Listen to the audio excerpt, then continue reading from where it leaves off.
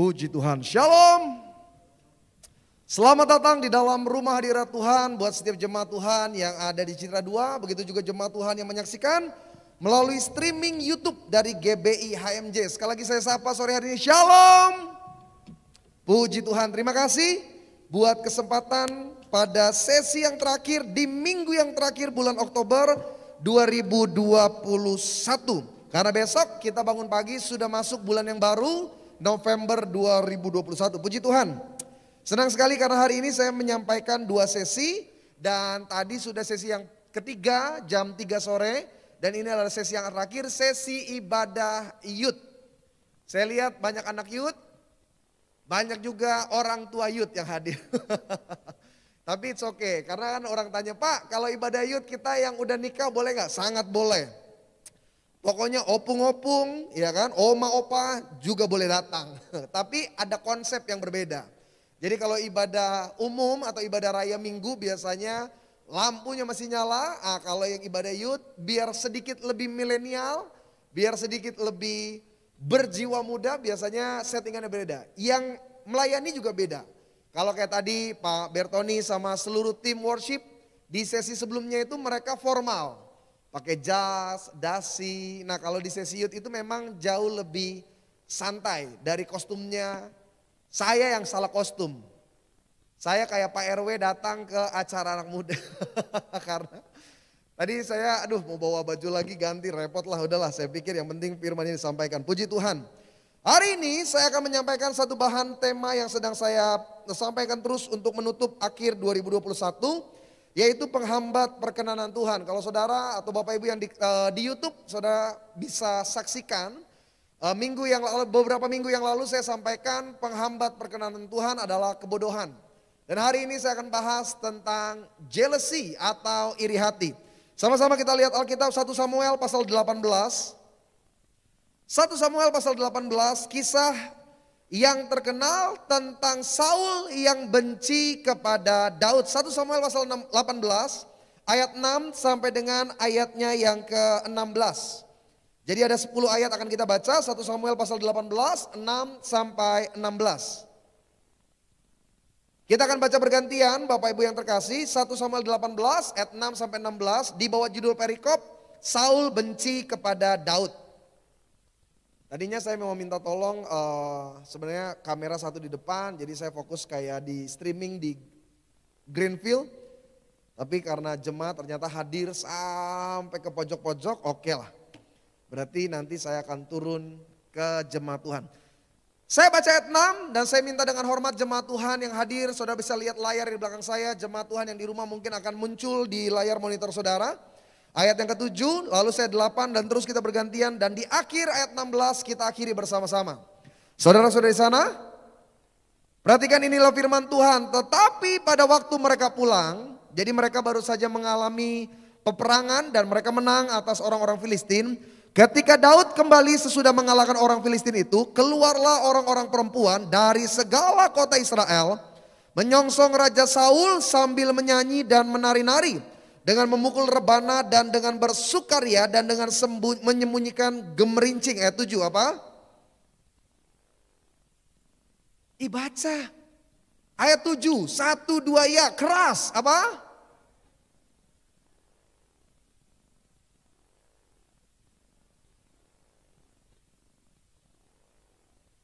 Gitu dong. Baca kok dalam hati. Emang ujian. Lalu bangkitlah amarah Saul dengan sangat dan perkataan itu menyebalkan hatinya. Sebab pikirnya kepada Daud diperhitungkan mereka berlaksa-laksa. Tetapi kepadaku diperhitungkan beribu-ribu. Akhir-akhirnya jabatan raja itu pun jatuh kepadanya. Ayat 9 apa? Sejak. Sama-sama bilang sama saya dengki. Keesokan harinya roh jahat yang ada daripada Allah itu berkuasa atas Saul. Sehingga ia kerasukan di tengah-tengah rumah, sedang Daud main kecapi seperti sehari-hari. Adapun Saul ada tombak di tangannya, ayat 11. Saul melemparkan tombak itu karena pikirnya apa?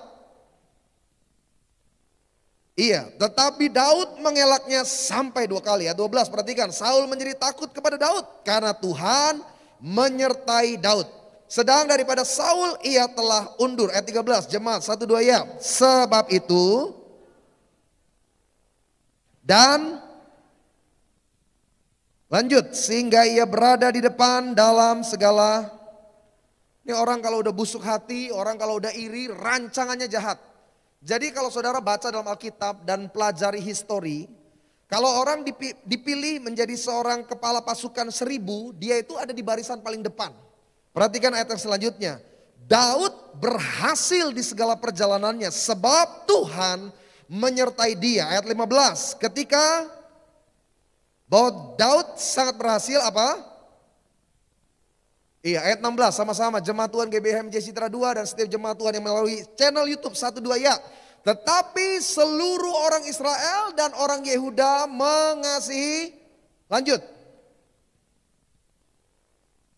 Bapak Ibu yang terkasih, salah satu penyakit yang paling tua atau dosa yang paling tua yang ada di dunia namanya iri hati. Sama-sama bilang sama saya, iri hati. Karena kalau kita baca dalam sejarah Alkitab, ketika Adam dan Hawa memiliki keturunan, maka dua putra mereka yang pertama, Kain dan Habel, terjadi pertengkaran, terjadi keributan sampai-sampai karena panas hati dan dengki, Kain memanggil adiknya Habel dan dibunuh di tengah padang. Alasannya cuma sederhana, karena Tuhan lebih mengindahkan persembahan Habel dibanding persembahan Kain. Dan penyakit iri hati atau jealousy itu selalu ada dalam sejarah umat manusia. Bahkan sampai hari ini dan nanti sampai dengan akhir zaman. Dan salah satu kisah dalam Alkitab tentang iri hati yang paling terkenal adalah ketika Tuhan memilih Daud untuk menggantikan Saul. Sebenarnya kalau saudara baca dalam Alkitab, posisi Daud pada waktu itu bukan untuk menggantikan. Karena Tuhan sudah menyetujui pilihan masyarakat atau umat Israel untuk mengangkat Saul sebagai raja. Tapi karena Daud lebih berpotensi, Daud lebih berkarisma, Daud memiliki kemampuan dan skill di atas dari Saul. Dan rakyat melihat Saul mulai menganggap Daud sebagai ancaman. Karena itu ketika satu kali mereka pulang perang dan wanita-wanita menyambut mereka dengan nyanyian. Saul mengalahkan beribu-ribu. Tapi Saul mengalahkan berlaksa-laksa. Maka iri hati dari Saul berubah menjadi dengki. Orang kalau udah dengki itu ingin menghancurkan orang yang dianggap saingan. Dan inilah bahaya yang ada di sekitar kita. Bapak Ibu tahu nggak? Sebenarnya Tuhan menyertai Saul. Tapi iri hati membuat perkenanan Tuhan dicabut daripadanya. Dan digantikan kepada Daud. Kita anak-anak youth dari GBHMJ, Bapak Ibu yang terkasih yang hadir pada kesempatan kali ini. Atau jemaat Tuhan yang menyaksikan dari streaming YouTube dengar baik. Selama kita masih menginjak bumi, selama kita masih bernafas, selama kita masih hidup di dunia ini. Kita akan selalu menghadapi yang namanya orang cemburu. Orang yang iri sama kita, orang yang sirik sama kita. Kenapa? Karena memang dunia itu berbeda. Nah repotnya seringkali bukan orang yang sirik sama kita yang sirik sama orang. Ada beberapa alasan kenapa manusia bisa iri kepada orang lain. Yang pertama, karena kita gak punya kepercayaan diri lebih. Saya ambil contoh sederhana. Dunia membuat sebuah patokan, seseorang itu dihargai berdasarkan kelebihan, berdasarkan nama besarnya, berdasarkan kekayaan atau karyanya. Semakin dia terkenal, semakin dia dihargai. Semakin dia kaya, semakin dihormati. Ya kan? Saya suka cerita ini, pengalaman saya yang paling unik. Saudara pernah ke Grand Indonesia enggak? Di bundaran itu kan ada hotel besar, ada mall GI ya. Yang boleh parkir mobilnya di lobi itu hanya mobil-mobil khusus. Ya kan? Yang model-model sport atau yang harganya mahal lah. Kalau yang Avanza, Xenia, itu mesti di basement. Kalau bisa di bawah jurang. Karena beda kelas. Ya kan? Saya ingat dulu pernah ada beberapa pelayanan di daerah Grand Indonesia. Ada satu jemaat kita ternyata dia punya mobil Ferrari. Sama kayak Pak Gembala. Kan kita kan kalau di GI Itu kan seringkali sebelum mulai ibadah kan tugas kita tuh nunggu jemaat, menyambut jemaat. Dan seringkali kalau mobil itu lewat di depan lobi, mobil-mobil yang keren itu ya jujur aja lah kita biar pendeta kan kampungan. Jadi kalau ngeliat bunyinya aja beda. Pernah dengar mobil saudara bunyi? Itu kayak orang lagi asma. Jadi kalau ada mobil itu masuk ke dalam GI itu security kenal gak kenal hormat. Syok. Bahkan seringkali mereka mau masuk itu gak diperiksa. Gak, permisi Pak kita periksa dulu, gak ada. Sport, mobil di atas sekian miliar. Kalau mobil saudara gimana? Diperiksa atau langsung masuk? Hah? Maaf Pak, itu kalau bisa dibongkar kan sampai ke jok-jok dibuka semuanya. Dilihat ada apa di dalam. Jadi waktu dia datang, kan kita ngeliatin kan mobilnya ditaruh di depan itu bank BCA itu kan menara BCA itu. Set. Ih, pas turun jemaat ya kan, terus dia ngeliat kita kan pakai baju pelayan. Shalom, Pak. Ih dia naik Ferrari kita makin shalom. Dia kenal kita lebih kenal lagi. Udah mulai belum ibadah? Belum Pak. Terus kita ngedeketin kan, waduh Pak, kendaraan Bapak nih. Iya puji Tuhan pendeta. Ibadah belum mulai? Belum Pak. Waduh.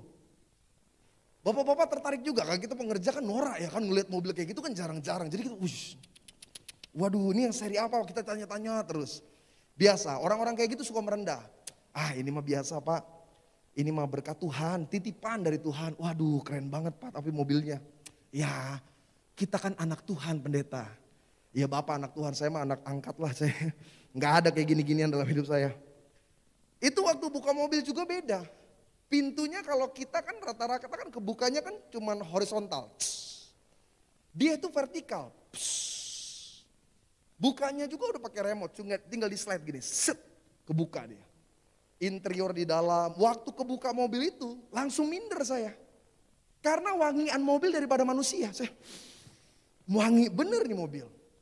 Dan sikap reaksi orang sekalipun gak kenal, kalau dia punya latar belakang kaya, terkenal, dia seorang yang sukses, dia seorang yang punya banyak karya, pasti dihormati.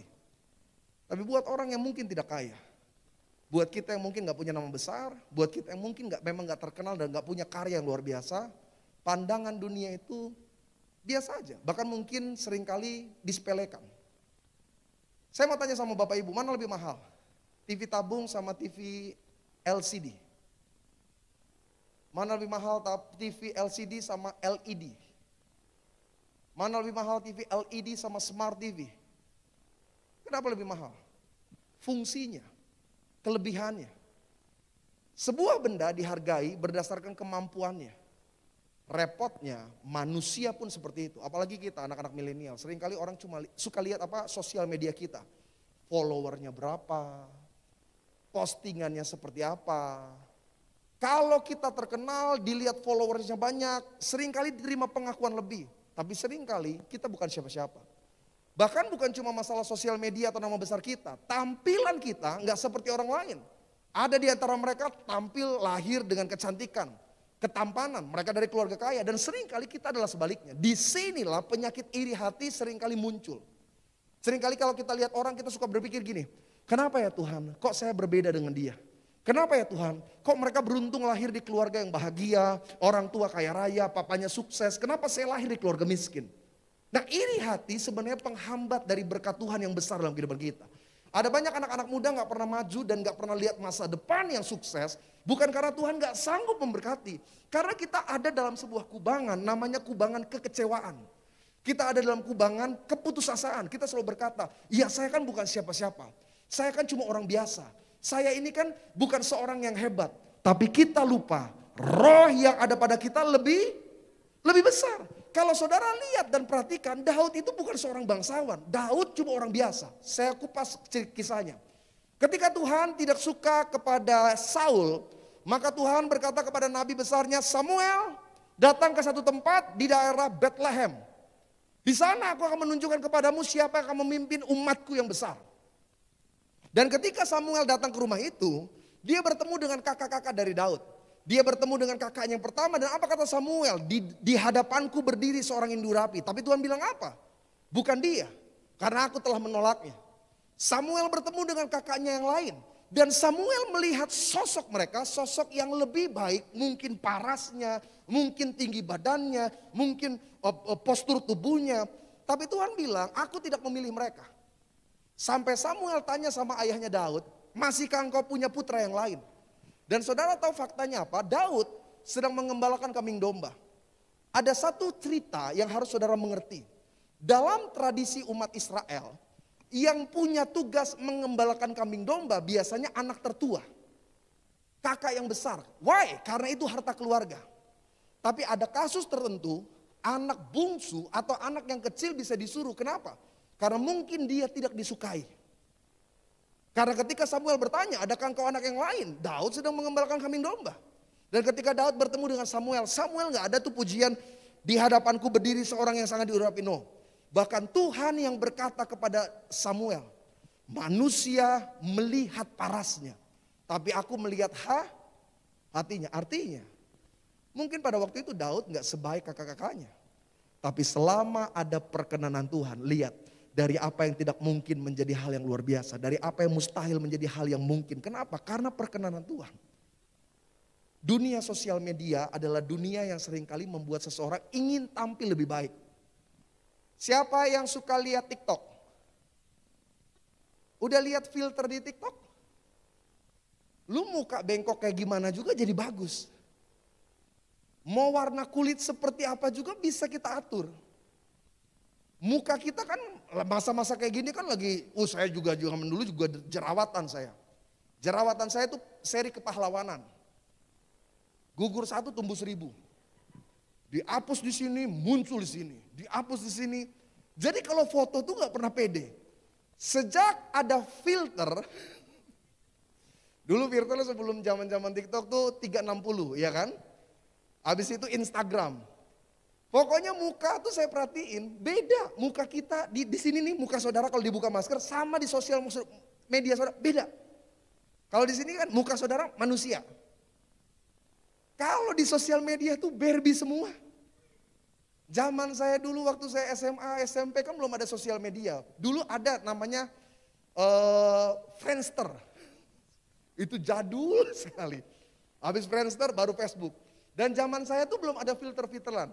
Jadi kalau kita foto masih normal. Tegap lurus, senyum. Sekarang kan enggak.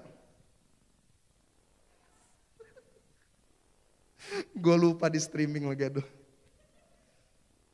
Tapi kan begitu kan, udah dimiring-miringin. Coba lihat, ada filter otomatis untuk merampingkan pipi, ya kan? Pipi-pipi kita nih yang kayak bakpao, kalau udah pakai filter itu tirus banget. Makanya dulu zaman belum pakai masker kayak gini ya kan, saya suka terkecoh. Ada jemaat Tuhan, Pak thank you ya, aku udah di-add di Facebook. Oh iya, tapi saya lihatin kok mukanya gak sama. Filter. Dan banyak orang itu yang gak punya duit. Yang gak punya duit pakai filter. Tapi kalau yang punya uang, wih dia bisa perawatan, skincare. Bapak ibu tahu gak nih buat bapak ibu nih ya, bukan anak muda. Anak muda mau udah tahu, sekarang zaman skincare itu bukan cuma perempuan, laki-laki. Dan saya baru tahu skincare itu ada banyak lapisannya. Iya kan pertama pakai apa foundation ya. Apa sih yang pertama itu? Iya pokoknya kayak bikin bangunan lah Pak. Ada pondasinya, ada tiang-tiang panjang. Dan itu laki-laki banyak loh. Saya kan suka muncul itu kan di FYP itu. Di TikTok kalau enggak di Instagram itu suka muncul. Laki-laki dia lagi review obat apa namanya skincare. Jantan, bukan melambai, enggak jantan. Jadi guys gue tuh lagi pakai skincare dan ini tuh lapisan pertama ya. Gue mau cuci, suaranya ngebas, badannya berotot. Skincare.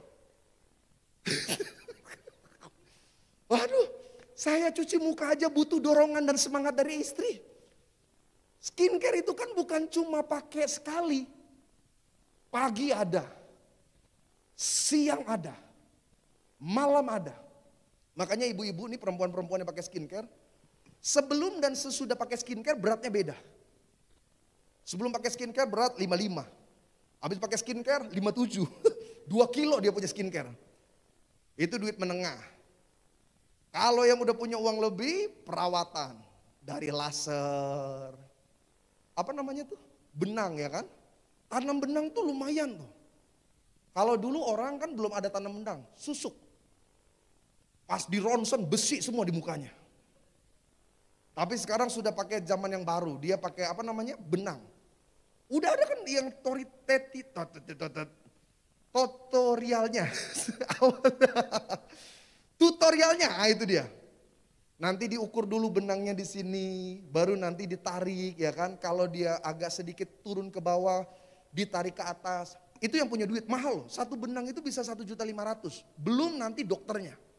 Karena kan nanti pakai anestesi, ditarik gini, dimasukin, itu benang. Itu yang punya duit. Kalau yang gak punya duit pakai lakban, ditarik ke belakang begini.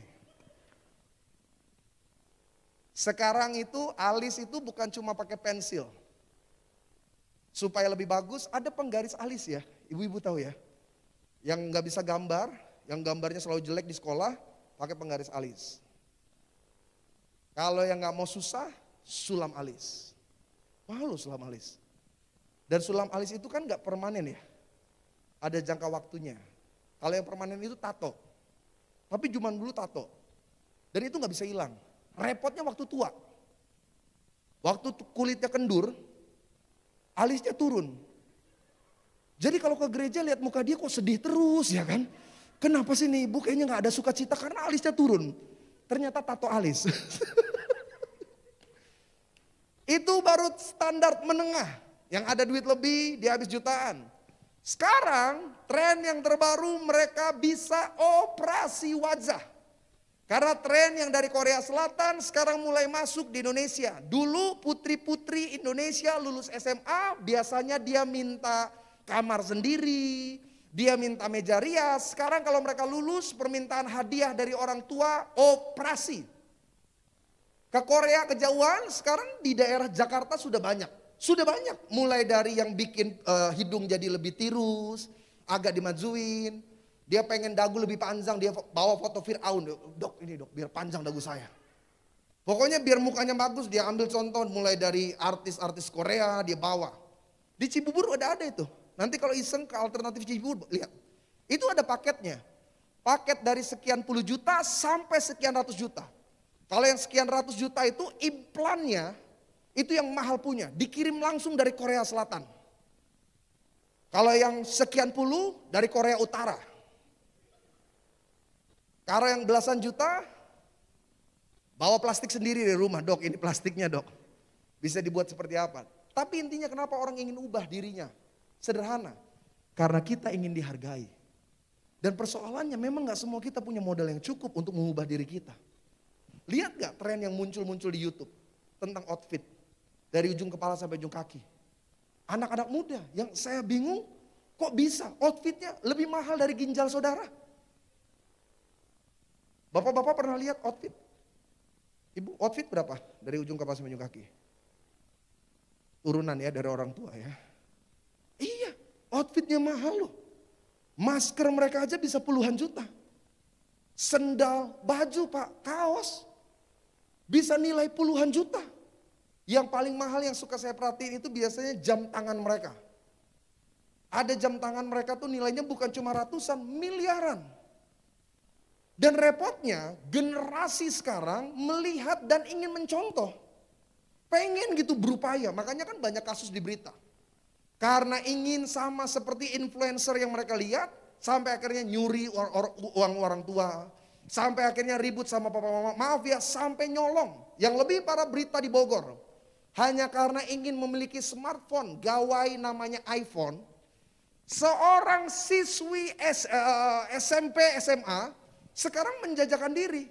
Istilah yang saudara kenal lah, open. Ya saudara tahu istilahnya. Ini streaming masalahnya. Tapi intinya, kenapa semua itu terjadi? Cuma karena hati kita sirik dan dengki. Lihat orang lain pengen seperti itu. Maaf ya saudara, hidup ini harus penuh dengan syukur. Memang kita lahir beda-beda kok. Ada yang lahir Tuhan kasih gen kita tinggi. Ada yang lahir Tuhan kasih kita gen mungkin gak terlalu tinggi. Ada yang kita lahir dengan kulit putih. Ada yang kita lahir dengan kulit hitam. Lalu apa persoalannya? Kita punya iri hati.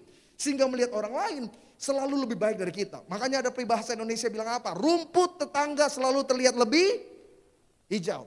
Apa yang membuat kita lepas dari penyakit iri hati? Yang pertama, ketika kita bisa banyak bersyukur. Sama-sama bilang sama saya bersyukur. Salah satu bagian dari doa Bapa kami berkata, berikanlah kami pada hari ini makanan kami yang secukupnya. Saya mau tanya sama teman-teman youth GBHMJ yang hadir di Citra 2. Jemaat Tuhan yang di streaming, dengar baik. Buat saudara, apa arti kata cukup? Cukup itu apa? Pas, apalagi? Tidak lebih, tidak kurang, apalagi? Sesuai. Dalam dunia teologi, kalimat doa berikanlah kami pada hari ini seringkali diributkan oleh mahasiswa-mahasiswi. Waktu saya ngajar mereka bilang begini, Pak dosen, bukankah dalam Yohanes pasal 10 Yesus berkata, ego emi opoemi okalos, aku datang untuk memberikan domba-dombaku hidup dan hidup dalam kelimpahan. Kalau Tuhan mau kasih yang berlimpah, kenapa dia ajar kita minta yang cukup? Bukankah kalimat doa harusnya sama dengan janji Tuhan? Berikanlah kami pada hari ini makanan kami, berkat kami yang berlimpah. Tapi kenapa Tuhan ajar kita untuk minta yang cukup kepada Bapa kita di sorga? Apa arti kata cukup? Pas, sesuai, tidak kurang, tidak lebih. Saya mau tanya, ini kalangan anak-anak youth. Menurut teman-teman GBHMJ, berapa nominal yang cukup untuk bisa hidup di Jakarta dalam waktu 1 bulan? 3 juta cukup gak? Hah? 3 juta, hati-hati, ngangguk-ngangguk hati-hati. Malaikat catat sampai mati lu cuma dapat 3 juta. 6 juta per bulan cukup gak? Yang cukup oke, boleh gak apa-apa. Kapasitas saudara segitu. 9 juta per bulan? Butuh berapa? 12 juta? 15? 20 juta? Saya cuma pengen tahu mana yang matre. Karena ada yang gini, terus. Kalau saya tanya sama anak-anak youth, paling saya cuma akan dapat mentok di angka 10. 10-an biasanya rata-rata mereka sudah bilang cukup. Bahkan ada yang bilang 3 juta cukup, 5 juta tak cukup. Tapi kalau saya mulai bicara di depan para karyawan-karyawati, orang-orang yang berkarir di kantor, kalau saya tanya 10 juta cukup nggak? Biasanya range mereka 20-an. Kalau saya khotbah di depan para pengusaha, saya tanya butuh cukup nggak 20 juta per bulan? Sebagian mereka mulai akan bilang, Pak biasanya kita habis sekitar 40 sampai 45-50 juta per bulan. Kalau saya bicara di depan para pengusaha, sebagian akan bilang kita biasa bahkan habis sekitar 60-an sampai 70-an. Cukup tidaklah pernah cukup kalau kita tidak berkata karena cukup itu relatif. Cukup saya dengan cukup saudara beda. Itulah kenapa Tuhan ciptakan kita berbeda-beda. Gak ada yang sama. Berkat Tuhan saya sama saudara beda. Ada yang punya rumah sendiri, ada yang numpang, ada yang ngontrak, ada yang punya mobil 2, ada yang punya mobil 1 sama motor 1, ada yang cuma punya motor, ada yang gak punya kendaraan. Dan itu fakta realita yang harus kita sadari. Tapi bagian kita sebagai orang percaya, yakinlah bahwa rancangan Allah dalam kehidupan kita adalah cukup. Cukup itu sesuai dengan kapasitas. Saya ambil contoh sederhana. Sering kali berkat gak pernah jadi berkat. Berkat bisa jadi masalah buat kita. Pernah dengar cerita saya waktu saya tugas di Manado. Di Manado ada satu bapak, setiap selesai ibadah pasti maju altar-call untuk minta doa, Pak doain supaya saya punya Fortuner. Saya gak tahu, mungkin di streaming ini nanti satu kali dia lihat. Setiap dia maju dia bilang, Pak doain supaya saya punya Fortuner. Setiap minggu. Saya gak kenal namanya sampai saya kasih julukan Bapak Fortuner. Mau doa Fortuner, cepat maju. Berapa bulan berlalu, satu kali hari Minggu saya datang di Armadidi itu. Saya pelayanan, semua maju altar-call kecuali bapak itu. Bapak itu duduk di pojok dan gak mau maju. Pikir saya udah baper, pikir saya dia tersinggung. Karena udah lama didoakan, berkat gak kunjung datang. Tapi ternyata pas saya samperin, saya tanya, Pak gimana? Aduh pendeta kita kok mau kesaksian orang Manado. Itu doa apa pendeta, Tuhan genapi. Itu oto tuh mobil bahasa Manado. Itu oto so datang, oh haleluya. Saya bilang di mana Pak mobilnya? Itu kok di depan itu. Yang parkir di tempat pendeta itu mobil dia. Dia bilang pendeta tolong urapi. Oh kita ambil minyak urapan, kita urapi. Mulai dari sebelah kanan, belakang, kiri. Pas bagian depan yang lucunya, ini Bapak dia buka kap mesin. Saya bilang, kenapa Pak? Urapi mesinnya pendeta. Saya urapi. Pas saya urapin mesinnya dia buka itu. Penutup tutup oli itu Pak, dia buka. Saya bilang, kenapa kok dibuka? Kasih minyak urapan pendeta, biar Tuhan bekerja di dalamnya. Oh, gue kasih banyak-banyak. Selesai pengurapan hari Minggu itu, ya minggu depan dia datang lagi. Tapi gak berapa lama setelah kejadian itu, ini Bapak gak datang lagi. Saya lihat kok gak datang ke gereja. Pikir saya, suzonnya saya pikir sekarang mentang-mentang udah diberkati lupa gereja. Minggu depan dia gak datang lagi. Tapi minggu ketiga dia datang ibadah, udah pakai ini, penyangga tangan begini. Kenapa Pak? Kenapa Pak Pendeta kasih doa for kita kok kecelakaan. Saya bilang kenapa? Kita ada jalan ke Bitung ke Manado, kita lewat Bitung, hujan kok kita PO Taciri. Dia bilang mobilnya tergelincir, masuk ke jurang, masuk begini. Saya bilang kenapa Pak? Kok bisa sampai tergelincir? Iya pendeta, kita kok sebenarnya belum bisa bawa oto. Belum bisa bawa mobil tapi minta mobil. Gak sampai sini ngerti gak maksud saya? Itu kan musibah. Nah ada banyak kita seringkali jatuh dalam dosa. Kenapa Tuhan gak berkati lebih? Bukan karena Tuhan gak sanggup. Tapi karena memang kapasitas kita gak cukup. Lihat orang lain kuliah di luar negeri, pengen. Datang ke gereja pendeta. Doain saya pengen kuliah luar negeri. Kuliah apa? Ya terserah apa aja, pokoknya kuliah luar negeri. Negara mana? Ya terserah, ya pengennya sih Amerika. So can you speak in English? Oh, little bit pendeta. Ngomong belum lancar, kuliah jurusan apa nggak ngerti, tapi mintanya setinggi langit. Dasarnya apa? Iri. Orang kalau iri itu nggak akan pernah bahagia dalam hidupnya. Karena di atas langit selalu adalah, saudara kejar nih orang di atas nih, saudara dapat nih, puas gak? Tidak. Karena hidup itu nggak akan pernah cukup. Ada orang berdoa kepada Tuhan, Tuhan, saya rindu Tuhan berkati saya kendaraan. Selama hidup saya cuma naik kendaraan motor butut lagi. Saya pengen Tuhan kayak jemaat yang lain punya motor yang baru. Tuhan kasih sama dia motor baru. Saya mau tanya puas gak? Puas. Sampai akhirnya dia lihat orang naik mobil. Tuhan, saya sih senang motor barunya. Tapi saya lebih senang lagi kalau saya diberkati mobil kayak jemaat itu. Enak Tuhan ke gereja bisa rame-rame. Hujan masih tetap bisa datang ibadah. Bisa bawa jiwa. Kan Tuhan tahu saya kalau naik motor suka nyanyi-nyanyi. Seringkali kering semua Tuhan. Karena kebuka terus. Tuhan berkati mobil ya. Dikasih sama Tuhan mobil. Mobil second. Kijang. Tahun 42. Yang nyalainnya tuh nunggu turunan. Saya mau tanya, waktu dikasih mobil senang gak? Sukacita, senang. Sampai lihat orang punya mobil baru. Punya mobil baru, dia bilang Tuhan kasih saya mobil baru. Masa orang lain diberkati dan saya tidak? Akhirnya dapat mobil baru. Pertanyaan saya puas gak? Puas. Sampai lihat orang punya mobil dua. Hidup ini gak akan pernah cukup. Karena cukup tidaklah cukup jika kita tidak berkata Saya gak tahu ya, hidup kita kan masing-masing beda. Di tempat ini kita nyanyi lagu yang sama. Kita mengambil iman kepada Yesus dengan cara yang sama. Tapi cara Tuhan memberkati beda-beda. Ada di antara kita makan tanpa berpikir. Ada kan orang makan gitu kan. Kalau mau makan dia tinggal pesan aja. Pokoknya GoFood dia lihat yang menarik. Populer apa tinggal pesan. Ada yang mau pesan GoFood gak jadi-jadi. Promonya ditungguin, dicariin, diputer-puter. Akhirnya mati. Ya kan karena gak pesan-pesan. Nyariin promo.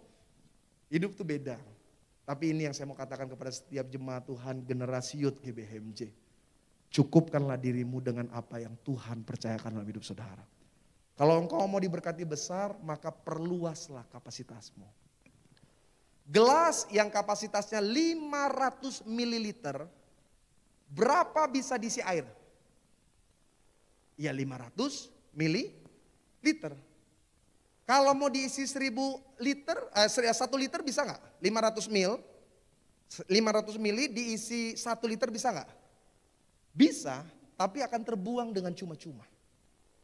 Dia diisi berapapun bisa, tapi yang akan ada di dalam gelas itu hanya 500 ml. Bagaimana supaya engkau bisa ditampung air lebih banyak? perbesar kapasitasnya, perluas gelasnya. Demikian juga kita. Makanya di GBHMJ anak-anak muda diajar sama gembala. Doa, pujian, penyembahan. Kenapa? Dalam hidup ini gak semua hal bisa kita menangkan dengan otak kita. Saya ulang sekali lagi. Kepintaran dan kecerdasan kita itu perlu. Tapi kepintaran dan kecerdasan kita itu ada batasnya. Kekuatan, kemampuan, skill, kelebihan kita itu ada limitnya. Tapi apa yang mampu melewati semua itu? Penyertaan, pertolongan, dan kebaikan Tuhan. Beberapa waktu yang lalu saya diajak sama Pak Gembala jalan. Di dalam sebuah kesempatan perbicaraan saya tanya dengan langsung, Pak, benar gak sih Pak Gembala pernah ada di posisi yang sangat susah? Ekonomi yang sangat parah. Dia langsung lihat mata saya dan dia bilang, Yebi, you tanya sama istri saya. Di sini ada anak saya, you tanya sama Jeffrey, gimana keadaan saya dulu? Saya bukan dari orang yang lulus dengan akademis tinggi. Saya bukan dari keluarga kaya raya yang memberikan warisan buat saya. Saya tanya, Pak, sesusah apa Bapak? Kalau bahasa anak-anak zaman sekarang tuh segreget apa hidup lu? Pak Gembala bilang sama saya ada beberapa hal yang sering kita dengar dalam khotbah beliau. Ya beliau pernah cicilin baju untuk istri, hanya sekian puluh ribu, dibayar sekian ribu sampai berapa bulan. Itu yang pertama. Saking susahnya sampai gak bisa bayar baju secara langsung.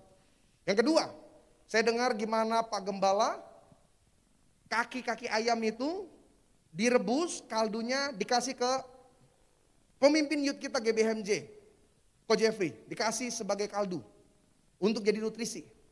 Yang lebih parah yang saya dengar langsung, di situ saksinya Pak Pendeta Yunus, Wakil Gembala, ada Pak Pendeta Richard Surinta. Pak Gembala bilang satu kali anaknya pemimpin leader kita di youth GBHMJ sakit, Ko Jeffrey. Gak punya uang, tinggal sisa 10 ribu. Dan 10 ribu itu harus dipakai untuk keperluan pekerjaan. Gak bisa bawa ke dokter, gak bisa beli obat. Ibu gembala kita Bu Misu doa. Pak Gembala bilang apa? Tuhan bilang ambil daun di depan rumahmu. Petik dan rebus. Kasih sama anak kamu. Itu kan penuh dengan konsekuensi. Daunnya juga gak tahu daun apa. Berapa banyak komposisinya kita juga gak tahu. Kan Tuhan gak bicara seperti apoteker ngomong. Kamu ambil 3 lembar ya. Digunting kecil-kecil lalu ditumbuk. Tumbuklah selama sekitar 5 menit. Kalau udah lihat agak kecil-kecil, kumpulin sekitar 10 gram. Kamu timbang dulu, jangan salah, harus presisi. Baru direbus. Derajat airnya jangan sampai 100 ya, 80. Enggak ada. Tuhan cuma kasih perintah, ambil daun di depan, rebus, kasih ke anak kamu. Itu kan penuh konsekuensi. Dan saya yakin kalau ibu gembala harus melakukan itu, dengan pertimbangan memang sudah gak ada lagi daya. Dia petik, dia rebus. Puji Tuhan, sembuh. Tapi intinya, gembala kita pernah ada di posisi yang sangat rendah dan mungkin lebih rendah dari hidup saudara. Tapi kenapa hari ini Tuhan percayakan hal yang besar? Beliau memperluas kapasitasnya. Salah satunya dengan apa? Kerja keras pasti. Tapi firman Tuhan bilang apa? Sia-sialah engkau bangun pagi-pagi benar, duduk sampai larut malam. Makan roti dari hasil kerja kerasmu. Karena sesungguhnya Allah memberikan semua itu kepada orang yang dikasihnya. Bahkan dalam keadaan karena yang paling penting adalah perkenanan Tuhan. Anak-anak youth, saya mau ingetin dengan sederhana. Hiduplah dengan sungguh dalam Tuhan.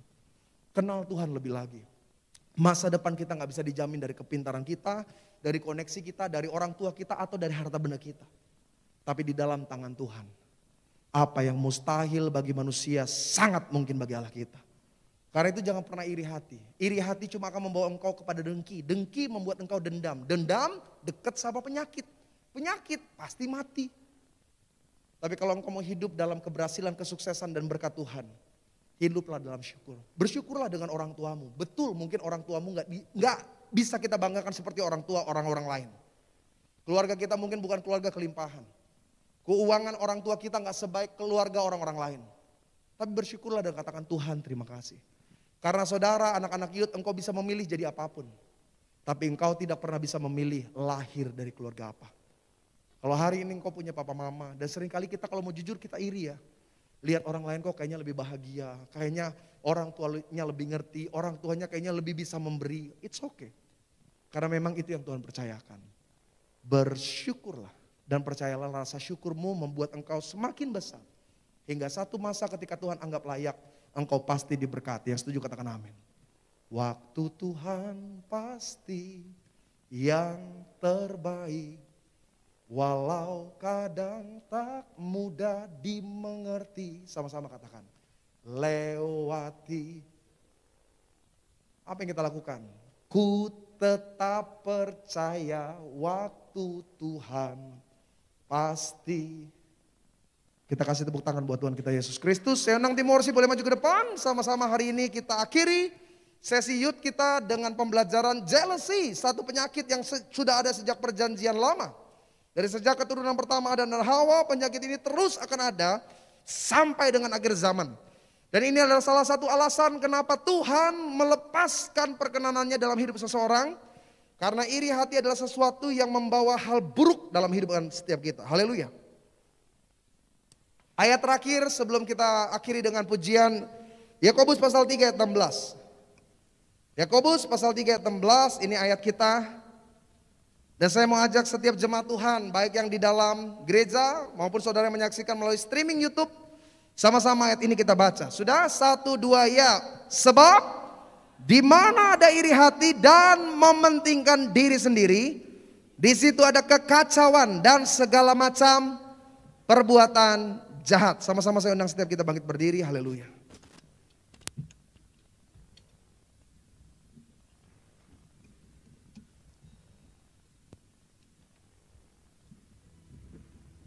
Pak minta kunci deh.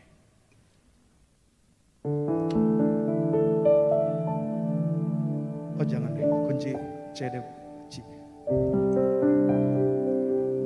Saya mau ajak setiap jemaat Tuhan dimanapun kau berdiri, tutup matamu. Saya mau ajak kita bersyukur di hadapan Tuhan seperti apapun keadaannya. Kalau saudara pernah berpikir bahwa kehidupan kita nggak baik, orang lain lebih baik, hari ini bertobat. Karena iri hati adalah sebuah hal yang membuat kita, bahkan Alkitab katakan dalam Galatia, nggak punya bagian dalam kerajaan surga. Karena itu mari kita bersyukur dan percayalah Tuhan tetap baik bagi kita. Apapun yang terjadi di dalam hidupku, selalu ku berkata Tuhan Yesus, amin. Dalam segala hal yang terjadi,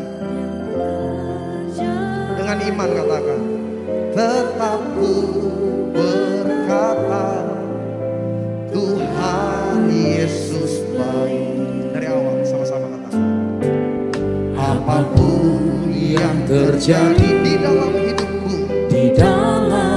hidupku, selalu ku berkata amin, Tuhan Yesus baik. Dalam segala hal yang terjadi, tetap ku berkata Tuhan Yesus baik. Katakan ku sembahkan, ku sembahkan, ku sembahkan. Hadapan ku membalas kasih-Mu. Katakan ku sembahkan, ku sembahkan, ku sembahkan Bapa. Selalu menyenangkan. Kalau tadi teman-teman sempat notice ketika Pak Bertoni menyampaikan sebuah renungan singkat, ada satu kata yang memberkati saya secara pribadi. Kita tuh gak bisa balas kebaikan Tuhan. Pastor Bertoni katakan beliau balas melalui pujian, nyanyian. Dan sebenarnya pujian yang paling sejati adalah hidup kita sendiri. Gak semua kita punya berkat atau talenta seperti Pak Tony atau teman-teman kita yang lain punya suara bagus untuk menaikkan pujian sama Tuhan. Dan buat Tuhan itu gak penting. Karena yang paling penting adalah kesungguhan hidup kita. Dan hari ini saya mau ajar, salah satu bentuk pujian kita adalah melalui rasa syukur kita. Bersyukurlah buat apa yang hari ini saudara alami. Pak Tony tadi sudah katakan bahwa ketika kita ditekan, ketika kita dihimpit, ketika keadaannya sebegitu buruk, tetap kita berikan hidup kita yang terbaik buat Tuhan. Saya ajak setiap jemaat Tuhan, yuk Pak, Bu, terima kenyataannya. Walaupun gak seindah yang kita harapkan. percayalah apa yang Tuhan buat bagi kita adalah yang terbaik. Sama-sama dari awal katakan, apapun yang terjadi, amin, di dalam hidupku, selalu ku berkata, katakan Tuhan Yesus baik. Tuhan Yesus baik.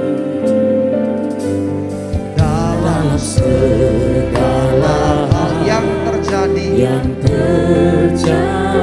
amin, tetap ku berkata, Tuhan Yesus baik. sama-sama generasi Youth GBMJ, ku sembahkan, ku sembahkan. Ini persembahan hidup kami bagimu Tuhan. Ku membalas Kasih-Mu, ku sembahkan, kami sembahkan melalui hidup kami Tuhan. Bapa, Ku rindu selalu menyenangkan. katakan ku sembah. Ku sembahkan, ku sembahkan Kami sembahkan Tuhan. padamu. Ku membalas, Kasih-Mu, katakan ku sembah. ku sembahkan, Ku sembahkan Bapa. Ku rindu selalu menyenangkan. Firman sudah hamba sampaikan bagi setiap kami yang hadir maupun yang melalui streaming, berkati. Pesan ini sangat singkat dan sederhana, tapi mungkin ini yang membuat hidup kami gak bahagia. Ada iri, ada cemburu, ada dengki. Tapi hari ini kami belajar apa yang Tuhan buat bagi kami baik adanya. Justru kami harus memperbesar kapasitas kami sehingga kami siap diberkati lebih.